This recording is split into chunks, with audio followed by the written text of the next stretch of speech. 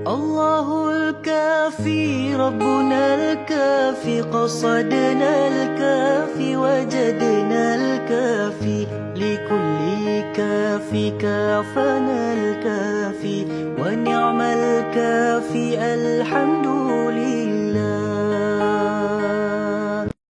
الله الكافي ربنا الكافي قصدنا الكافي وجدنا الكافي لكل كافي كافنا الكافي ونعم الكافي الحمد لله.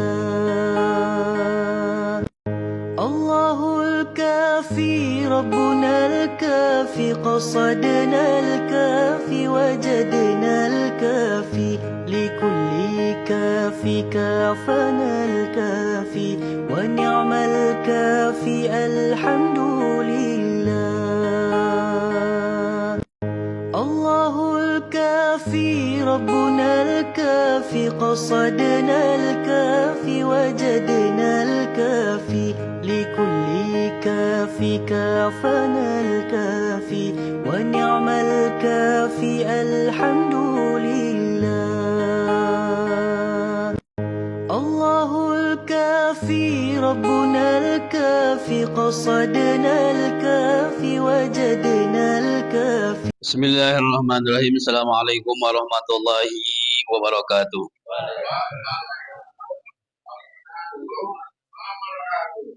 Alhamdulillahirabbil alamin wa bihi nasta'in wa la umuri dunya waddin wassalatu wassalamu ala asyrofil anbiya'i wa mursalin wa ala alihi wa sahbihi ajma'in. Rabbi shrah li sadri wa yassir li amri wahlul 'uqdatam min lisani yafqahu qawli. Qala subhanaka la ilma lana illa ma 'allamtana innaka antal alimul hakim. Amma ba'd. Bapak dan hadirin jamaah, terutama Ketua Sila Jambu Bapak Haji Sirli yang saya hormati, Ketua DKM Mushola Asubai, serta pengurus yang saya hormati, dan bapak-bapak jamaah Sila Jambu. Alhamdulillah pada saat ini saya dapat berkait hati, bersambung rasa, bertemu muka, bermuajah, bersilaturahmi. Sila Jambu ini alhamdulillah tujuan silaturahmi, walaupun jadwal saya kebagian cuma sekali setahun, Pak. Ya nggak apa-apa, karena mungkin dia mengerti saya orang lagi masih sibuk bagi-bagi. Oh ya, bagi-bagi dan tugasnya jauh lagi. Tapi nggak jadi masalah, yang penting silaturahminya. Ya, yang penting niati silaturahmi, karena ini dianjurkan dan diajarkan oleh Rasulullah agar jangan kita melepaskan silaturahmi. Kalau silaturahmi kita melepaskan, berarti sama kita melepaskan itu tidak mendapatkan rahmat kasih sayang Allah Subhanahu wa taala. Alhamdulillah, saya lihat kelihatan bapak-bapak ini para cerah-cerah semua. Saya tidak tahu pernah ngopi dulu apa belum, saya nggak tahu. Yang penting jelas mungkin semangat niatnya, Pak.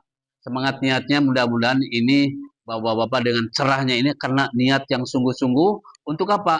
Mencari ilmu. Kenapa? Artinya orang yang dengan doyan dengan ilmu itu sama dengan menyayangi dirinya sendiri. Kenapa menyayangi dirinya sendiri?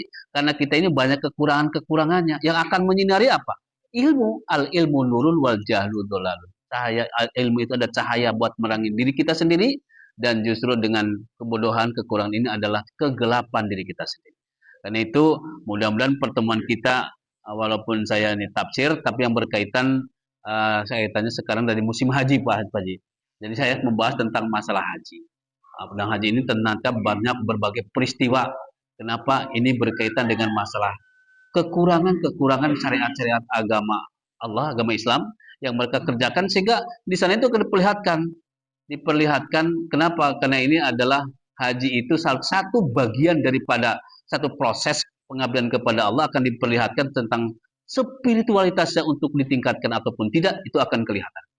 Baik, kita sebelum kita baca intinya, kita baca salawat dulu. Maulaya salli wa salim daiman abada ala habibika khairi khalqi kullihim. Ya Rabbi bil Mustafa baligh maqasidana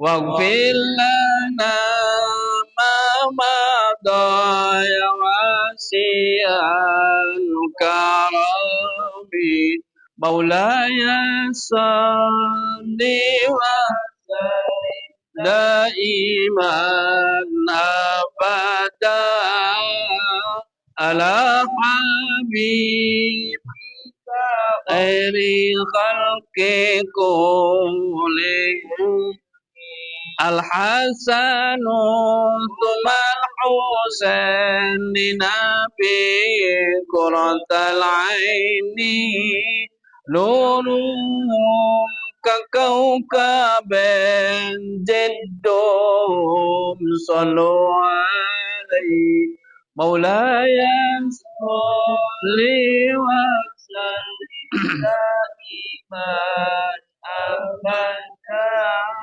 على حبيبك خير الخلق كلكم صلوا عليه صلوات الله عليه وينال البركات كل من صلى عليه مولاي صل وسلم دائما أبدا على حبيبك خير خلق كلهم اللهم صل وسلم وبارك عليه. Bismillahirrahmanirrahim. Qala al-mu'allif rahimakumullah wa nafa'ani bi dzalamin rabbi shrah sadri wa yassir li amri wa luqdatam min lisani yafqahu qawli. Qala subhanaka la ilma lana illa ma 'allamtana innaka antal alimul hakim. A'udzu billahi minasy syaithanir rajim.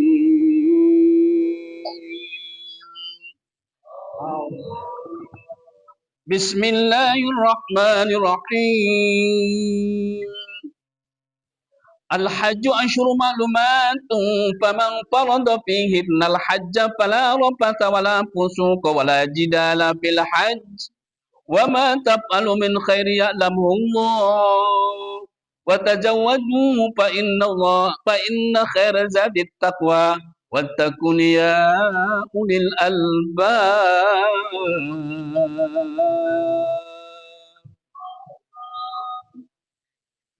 Bismillahirrahmanirrahim. Al-hajju asyhurun ma'lumat. Haji ini adalah bulan-bulannya diketahui. Ini Al-Quran sudah menentukan demikian. Artinya ketika pas bulan tersebut, bulan apa Pak? Yaitu diwajibkan mulai sejak bulan Syawal, Dzulqa'dah sama Dzulhijjah. 3 bulan ini diwajibkan orang melaksanakan ibadah haji ketika sudah sampai. Tapi ibadah haji kita sering mengenal, bahkan sering mendengar, ibadah haji itu adalah maliyah, jasadiyah, ruhiyah. Jadi 3-3-nya, Pak. Kalau sholat, maliyah, jasadiyah, ruhiyah.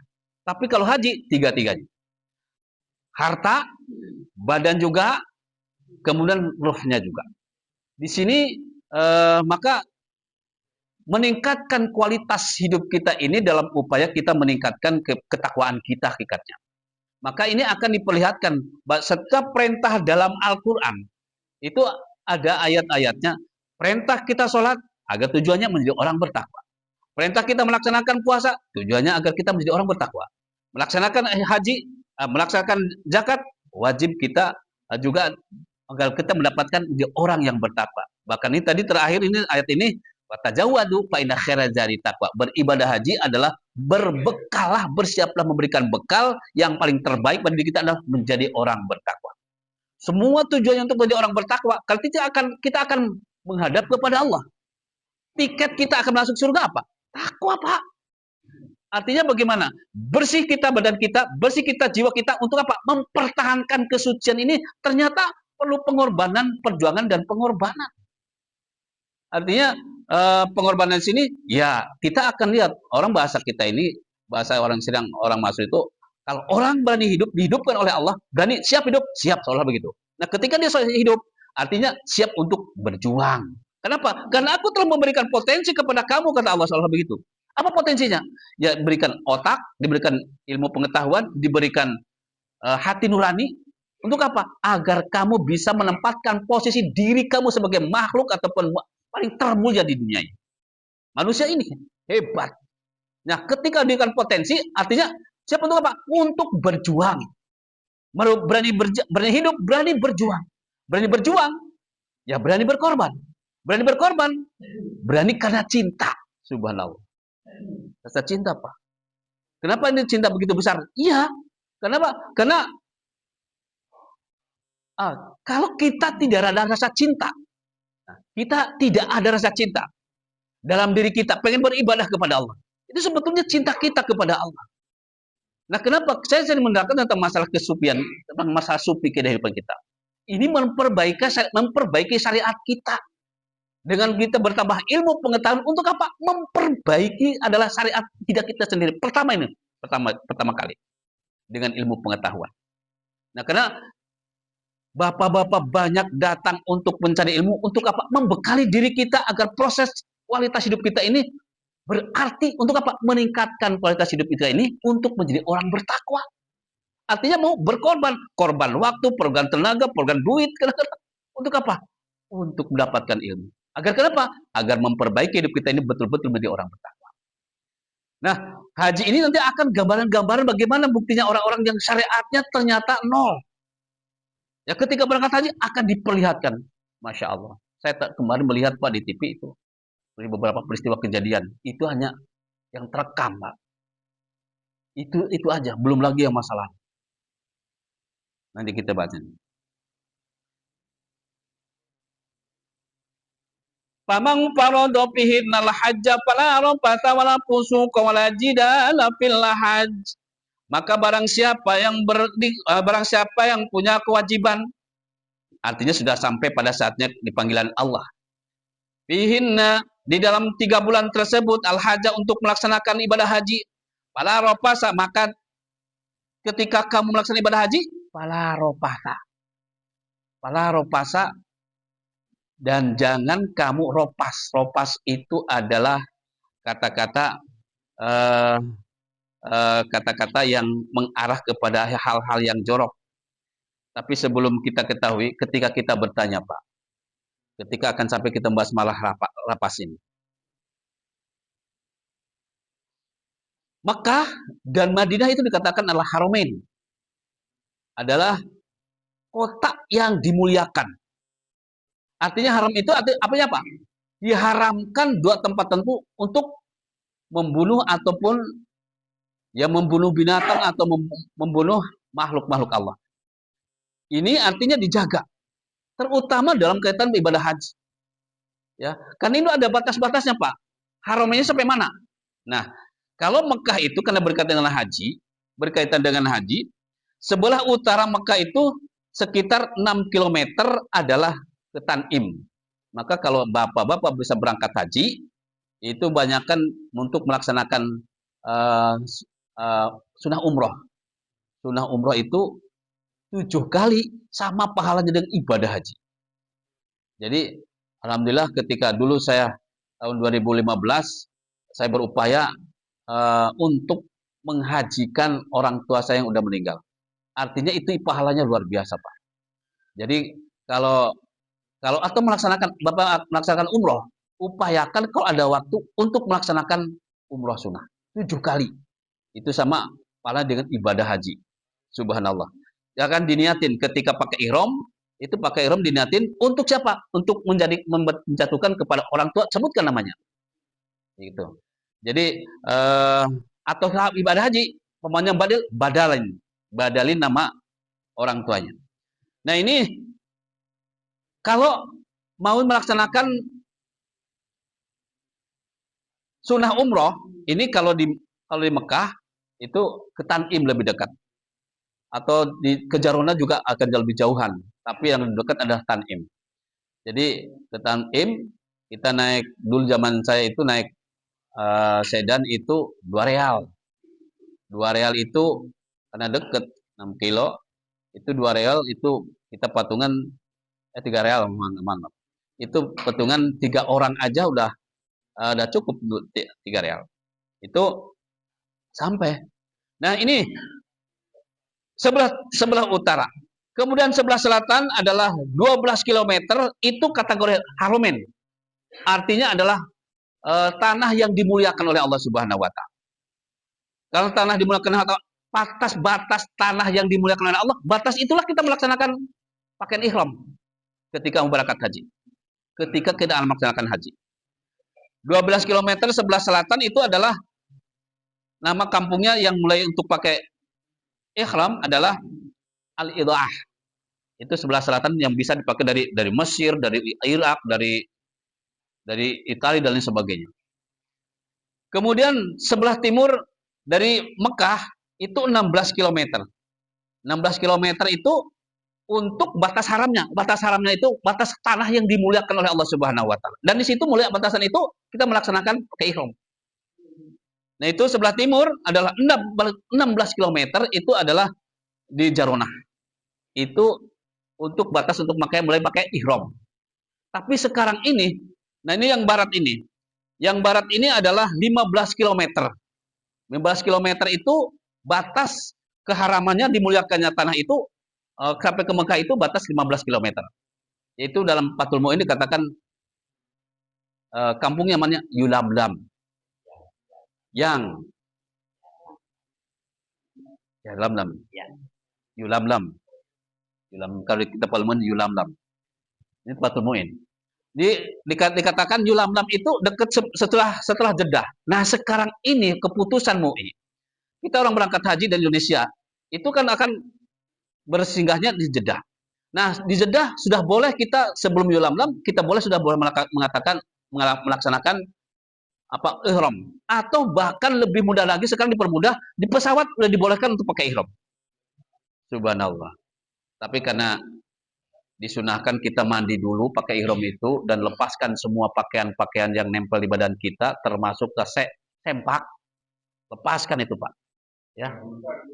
Ya, kalau yang itunya gede, lihat yang bening-bening lain gede, susah juga ya dongkraknya. Bangun. Kenapa? Ini tidak berkaitan dengan itu. Tapi yang jelas kita adalah bisa menjaga. Kenapa? Karena itu pakaian-pakaian yang berjatuh lepas semua. Nah, ini batas-batas ihram. Batas-batas yang dimuliakan oleh Allah sampai Mekah sampai batas itu. Madinah juga ada batas-batas Madinah yang dimuliakan, yang dihormati, yang tidak boleh kita di saat bulan ini untuk melakukan pembunuhan binatang. Seperti sebelah utara Madinah itu adalah Bukit Tur, itu 15 km. Itu masih tanah yang dimuliakan oleh Allah Subhanahu wa taala. Sebelah selatan Jabal Ayer itu adalah 8,5 km. Itu batas-batas yang dimuliakan oleh Allah Subhanahu wa taala. Kemudian timur adalah 6 km, yaitu Harus Syarikah, yaitu termasuk adalah Masjid Kuba. Nah, Masjid Kuba itu adalah batas untuk melaksanakan sunnah umroh itu di Kuba, karena di Madinah juga ada umrohnya ketika haji, ada, yaitu dari masjid Madinah sampai ke Masjid Kuba itu melaksanakan sholat dan pakai ihram, kemudian balik lagi, kemudian selesai, itu dikatakan ibadahnya sama dengan umroh. Masya Allah, itu di Madinah. Kemudian sebelah barat Madinah itu adalah batasan Burboya, itu sekitar 7 km. Nah, ini batas-batas yang dimuliakan oleh Allah. Dua kota tersebut yang dimuliakan oleh Allah. Ketika pada haji tidak boleh kita melakukan pembunuhan atau ya bagaimana Pak kalau kita makan ikan, umpamanya ikan kan udah mati duluan, makan ayam nih, orang makan ayam bagaimana? Orang yang membunuh. Tapi kalau orang mukim ya nggak apa-apa, kan nggak beda aja, kecuali bagi orang yang mau berangkat haji itu tidak boleh, dihormatin dan dihargai. Nah, selanjutnya sebelum kita sampai kepada yang paling ujungnya adalah lapas. Ini ada beberapa keterangan yang memang harus dijaga. Ini bagi orang yang berangkat haji. Ketika sudah pakai ihram, ini pakai ihram, artinya ini pakaian kesucian, Pak. Artinya pakaian orang meninggal pakai pakaian putih kan? Ihram itu pakai pakaian putih. Ada nggak Pak pakai ihram yang pakai selain putih? Ada, kalau nggak ada. Nggak ada. Ah, boleh, boleh, cuman asal suci, asal bersih. Cuman persoalannya yang diharuskan diajukan adalah putih, bukan membatalkan, tidak. Selanjutnya, yang membatalkan kalau sudah ihram, membatalkan ihram itu untuk melaksanakan haji, artinya batal hajinya. Ini batal. Apa Pak? Ketika orang sudah pakai ihram, ini ada biasanya kalau kita tamatu Pak, haji kita di Indonesia haji tamatu, umroh dulu baru kemudian haji. Biasanya kalau napar awal itu biasanya ke Madinah. Kalau napar sani itu ke Mekah. Saya dulu napar sani ke Mekah. Nah ke Mekah itu di Jeddah itu kita sudah pakai ihram. Kita pakai ihram tidak langsung tawaf, tapi pulang dulu ke hotel. Nah itu ihram kita ini dilepas dulu kita mandi. Itu masih sama karena sudah diniatin awalnya dari eh, tempat kita untuk ihram itu sampai dilepas di bawah itu masih keadaan ihram kita walaupun dilepas. Artinya kita tidak boleh untuk melakukan apa-apa, ya. Itu termasuk adalah diantaranya hubungan badan suami istri. Apa nggak boleh? Ya boleh, cuma ada halal untuk suami istri. Cuman persoalannya itu membatalkan, Pak. Membatalkan kita pakai ihram, membatalkan juga haji kita dan umroh kita. Ini persoalannya. Kenapa ini yang fatal-fatal ini? Yang mau berangkat haji terutama ini. Kemudian yang selalu senang berbuat maksiat, ya, yang selalu berbuat maksiat atau senang kejahatan. Ya kalau di dunia atau di sini di tempat kita kadang dia sering berbuat maksiat. Sholat sih sholat, tapi juga minum juga jalan. Sholat juga sholat. Iya. Main cewek juga tidak pernah lepas. Nah ini anda harus perlihatkan Pak. Nah kalau memang begitu, memang kebiasaan begitu, bagaimana Pak? Ya walaupun begitu di sana tidak terlepas lah itu sama waktu-waktu tertentu itu. Nah kemudian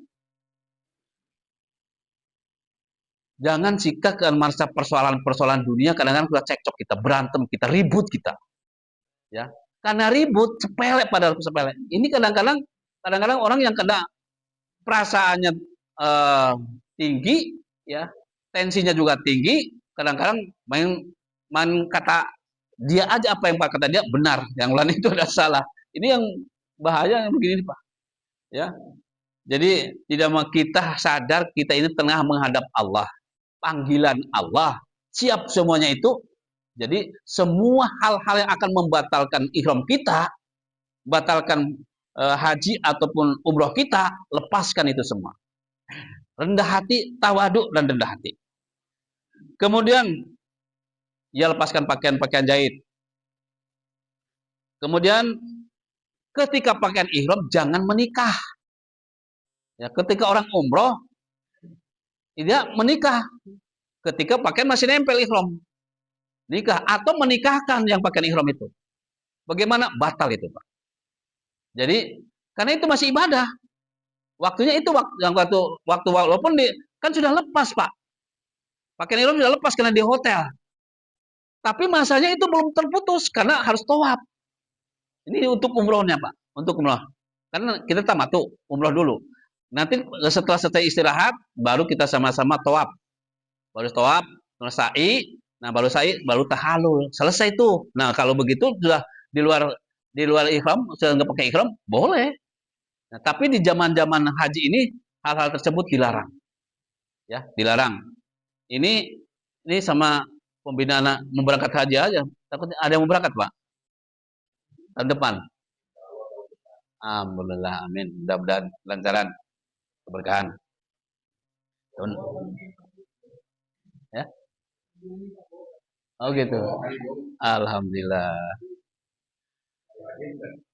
Kemudian setelah pakai ihram, Pak, setelah kita pakai ihram, jangan potong rambut, jangan potong rambut, jangan potong kuku. Itu nggak boleh. Karena itu akan membatal. Saya kan udah lepas, Pak. Lepas, walaupun lepas karena sudah niatnya ihram untuk umroh, belum selesai semua, berarti masih dalam keadaan waktu ihram, walaupun dilepas. Itu tidak boleh kita untuk potong kuku, potong rambut. Saya semalam kan melepas orang berangkat haji. Itu rambut panjang, gondrong ke sini, kok gak boleh potong, saya bilang. Ya benar sih, saya potong cuma cukup 1 atau 3 aja yang ganjil. Itu dipotong nggak apa-apa. Cuman perusahaan, ya sedikit mau ibadah gitu ya. Jangan rambutnya itu tidak bisa dipotong kali, keras ya. Jadi ada juga semalam ini melepaskan mau berangkat haji, masya Allah macam-macam. Ya. Waktu ihram itu sebetulnya sehari itu cepat. Ini kalau orang dari sini mulai pakai ihram itu ihram tamatu ya, haji tamatu. Itu pakai ihram di Jeddah. Itu bukan langsung tawaf. Enggak, karena bawa barang-barang nggak mungkin ke hotel dulu. Kita mandi dulu, istirahat dulu. Besoknya baru kemudian kita tawaf. Nah, itu di waktu-waktu itu walaupun dilepas ihram, tetap masih dalam keadaan ibadah tawaf. Ibadah umroh. Nah, kemudian setelah itu tawaf. Nah, tawaf sampai 7 kali, kemudian sa'i. Nah, sa'i baru selesai, baru tahallul. Nah, baru selesai. Artinya kalau sudah selesai, potong rambut masih dibolehkan. Cuman kalau hal-hal dengan kondisi itu kadang-kadang antara boleh dan tidaknya mereka tidak tahu. Ini perlunya ilmu itu karena untuk mengetahui kewajiban kita ini agar sampai gagal tujuan kita ibadah haji ini, karena persoalan-persoalan yang kadang-kadang tidak tahu. Maka ada pembimbingnya di sana itu. Ada pembimbingnya. Kemudian ketika kita pakaian, Pak, jangan memakai wangi-wangian, Pak. Kalau pakai wangi-wangian, kemudian pakaian ihram, ini ada wangian pakai wangi. Ini membatalkan. Jadi bagaimana? Harus dicuci. Ya. Atau kita nyuci pakaian dengan bilau ya. Atau pewangi. Ketika itu bukan wangian, minyak wangi bukan, pewangi. Sehingga wangi, itu juga nggak boleh. Jadi itu nggak boleh. Jadi khusus untuk ibadah haji itu tidak boleh sentuh apa-apa. Jadi walaupun lucek, jangan sampai wangi-wangian. Ini apalagi sampai berburu binatang. Lalar mamanya tempel. Kita ya. Alhamdulillah di sana itu nggak ada lalar, nggak ada semut. Herannya saya juga nggak tahu itu. Tanah yang disucikan oleh Allah ini betul-betul satu-satunya makhluk lain Allah yang selamat dan bahkan banyak itu adalah burung merpati, subhanallah. Itu banyak, Pak. Dan itu tidak ada telek. Tidak ada ketika barikan makanan itu habis semua karena banyak. Tapi ada teleknya? Enggak ada. Sama sekali enggak ada. Di mana itu teleknya? Wallahu a'lam. Itu yang bertanya, Pak. Maka orang kalau berangkat haji itu harus niatnya yang sungguh-sungguh, Pak. Karena ada orang yang non muslim pengen tahu katanya. Ini betul-betul umat Islam kok ibadah haji kelihatannya sungguh-sungguh banget. Masalahnya karena orang kafir baru masuk aja ke masjid langsung gila dia. Masya Allah. Kenapa? Karena ini khusus adalah untuk orang-orang suci yang betul-betul niatnya adalah untuk membersihkan diri.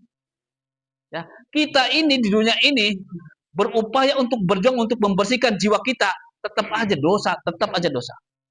Kenapa? Karena kita dengan syariat, Pak. Dengan syariat. Ada syariat, ada tarikot, ada hakikat, ada marifat. Dengan syariat, Pak. Syariat itu apa? Dikerjakan oleh siapa? Oleh badan. Badan kita. Ya kita sholat, ya kita puasa, ya kita zakat, banyakkan dengan badan. Ya dengan kita menipu, dengan kita berbuat jahat, itu adalah badan. Badan dengan batin kita. Nah, badan ini kelihatannya yang kelihatan tampak itu adalah badan banyak banget. Maka syariatnya dulu.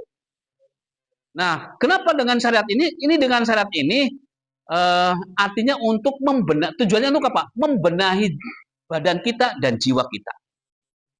Tujuannya itu, Pak. Dengan syarat itu agar kita membenahi badan kita dan jiwa kita. Nah, membenahinya dengan apa?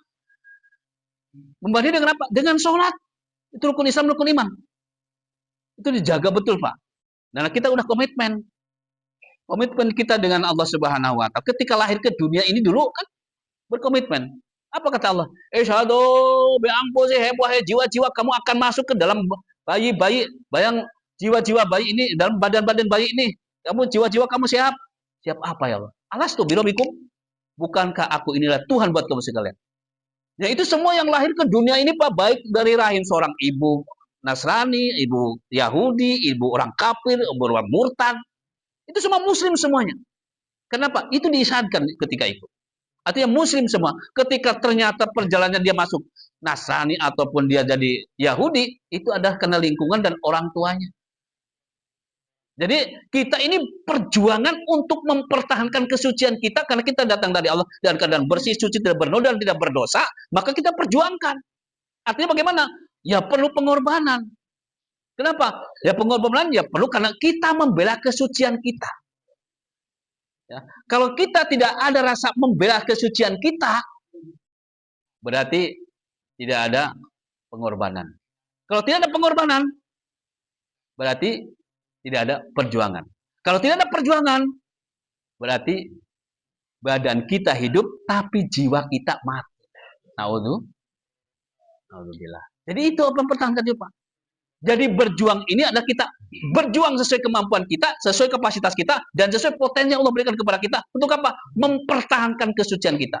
Nah, dengan orang berangkat haji untuk apa? Membersihkan semuanya. Satu riwayat ibadah haji itu. Ibadah haji itu adalah sama dengan berjuang, berjihad di jalan Allah, membela agama Allah. Ketika dia wafat haji, mati syahid. Syahid dunia akhirat. Kan ada syahid itu ada tiga. Ada syahid dunia akhirat, ada syahid akhirat, ada syahid dunia. Syahid dunia akhirat yaitu orang berjuang membela agama Allah. Perjuangannya mati. Berkorban mati, nggak jadi masalah. Yang penting membela agama. Ketika itu dia jaminannya masuk surga. Maka dalam hadisnya al-hajjul mabrur laisa jaza ilal jannah. Tidak ada pembalas selain surga. Artinya orang tersebut masuk surga seperti orang jihad. Kenapa? Udah bersih suci tinggal masuk surga. Subhanallah. Nah, ini persoalannya kan maka satu riwayat dalam satu riwayat itu orang berangkat haji, pulang berangkat haji itu disunahkan jangan keluar dulu. Ya.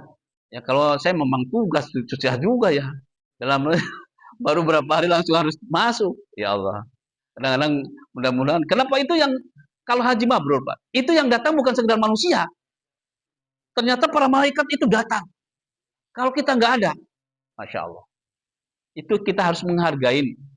Maka Rasulullah menyatakan demikian, itu menghargai Allah memberi kepada kita kesucian. Kesucian. Artinya bagaimana? Kalau suci sampai kita meninggal, masuk surga. Subhanallah. Tanpa balasan. Itu maka orang berebut pengen. Tapi sekarang ini saya rindu Pak ke pengen haji, pengen umroh, rindu haji, pengen, karena banyak duit kadang-kadang bisa berangkat haji, kadang bisa berangkat tiap tahun. Ya. Tapi kata Rasulullah, sebetulnya mereka itu bukan rindu, tapi bergengsi. Banyak duit, hitung-hitung silaturahmi. Jadi niatnya lain, Pak. Jadi niatnya lain. Jadi ke sana itu Pak, selfiean, Masya Allah. Lagi umroh Pak ceritanya. Lagi umroh orang Indonesia. Di depan Ka'bah ceklek. Itu imamnya, imam masjidnya. Subhanallah. Ini ada.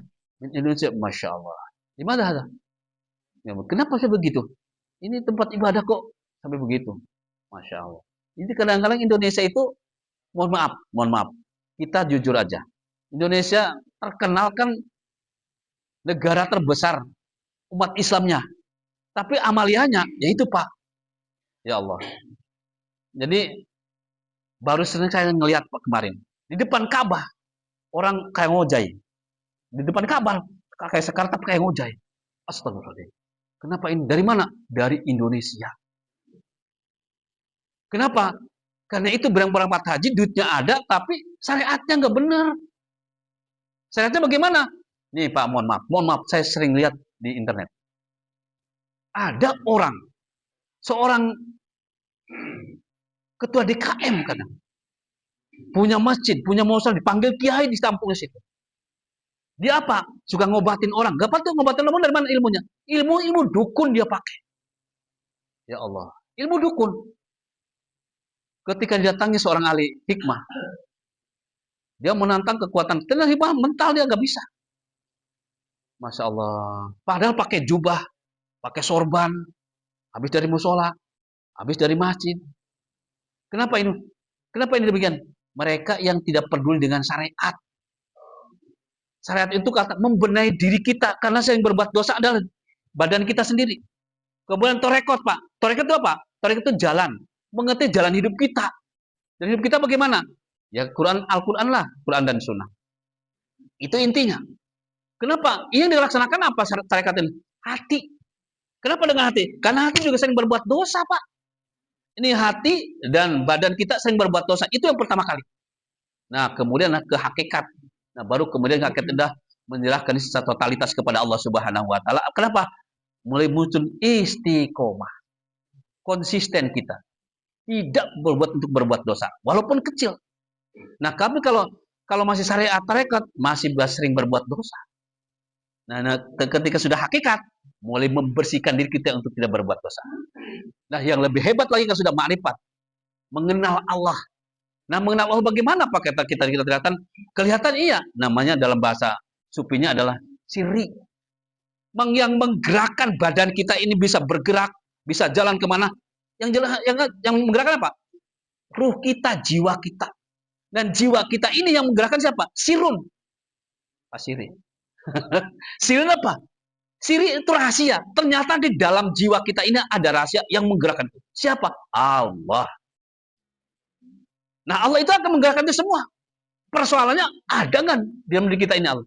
Kan dalam bahasa sufi, manusia akan mengenal Allah itu mengenal kepada dirinya dulu. Mengenal kepada dirinya dulu. Bagaimana mengenal? Ada 3 tingkatan dalam Al-Quran. Ada tingkatan. Pertama adalah kolbu sodrun. Ada 4 tingkatan. Sodrun itu apa? Hati. Dada.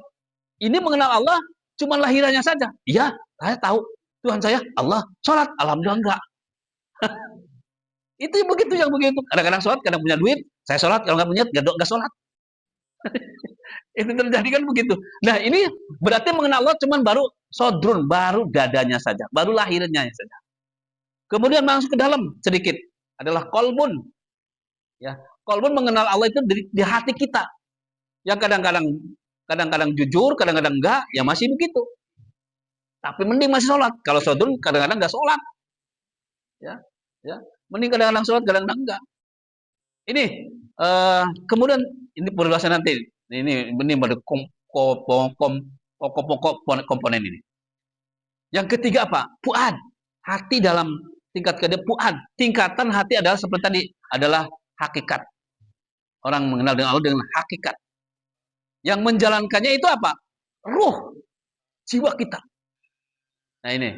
Kemudian yang keempat adalah ma'rifatullah. Yang menjalankan adalah yang menjalankan kita ini adalah rahasia itu Allah Subhanahu wa taala.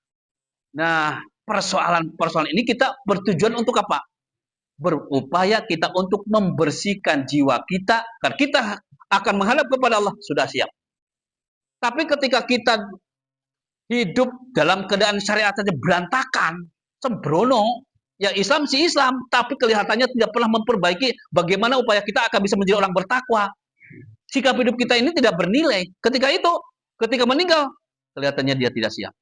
Walaupun miskin, walaupun kaya, orang kalau sudah nggak siap, walaupun kaya banyak duit, ketika kaya mau mati, nggak siap. Kenapa? Aduh, saya banyak kekayaan, punya istri muda lagi.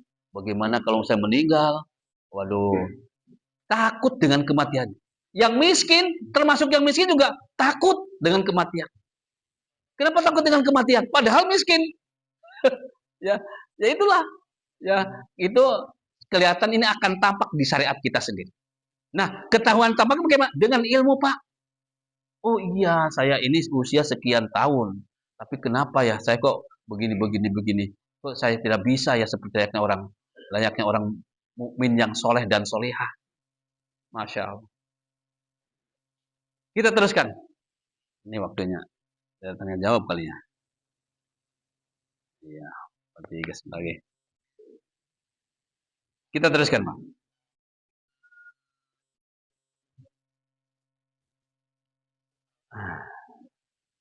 Pala ropasa wala pusuka wala pala ropasa. Ini jangan berkata-kata ketika pakaian ihram, ketika haji, jangan berkata-kata yang sembrono. Kata-kata yang sembrono maksudnya gimana, Pak? Artinya dia sering mengucapkan satu kata-kata yang kotor, yang sering membangunkan gairah, ya, sering membangunkan gairah syahwat itu, atau seks atau masalah atau hubungan suami istri, apalagi suami istri itu sudah nggak boleh. Dalam hadisnya itu juga yang ropas di sini adalah orang merasakan jima. Jima itu bagi suami istri, ya iya kan pakaian ihram atau masang lagi ihram, nggak boleh. Itu fatal, Pak. Itu lebih besar itu dendanya. Ada dendanya itu ada real, ada 1.500 real. Itu bukan hak kita, hak yang mudah. Maaf dan hukum tidak hanya Allah. Coba kita dilihat dari situ juga di sana. Ada yang mudah. Assalamualaikum. Kira-kira begitu. Salah. Udah siap. Itulah yang saya sampaikan. Kalau lebihnya mohon maaf. Yang namanya manusia, ya kita ada kekurangan jadi kebiasaan. Yang penting adalah niat kita semua. Kita datang ke sini, datang ke Majelis Taklim, datang ke Jamu teman-teman ini silaturahmi, harapan akan membawa atau oleh ilmu pengetahuan untuk apa? Menerangi diri. Karena kalau ayat main, Allah memberi kita mentoring. Assalamualaikum warahmatullahi wabarakatuh.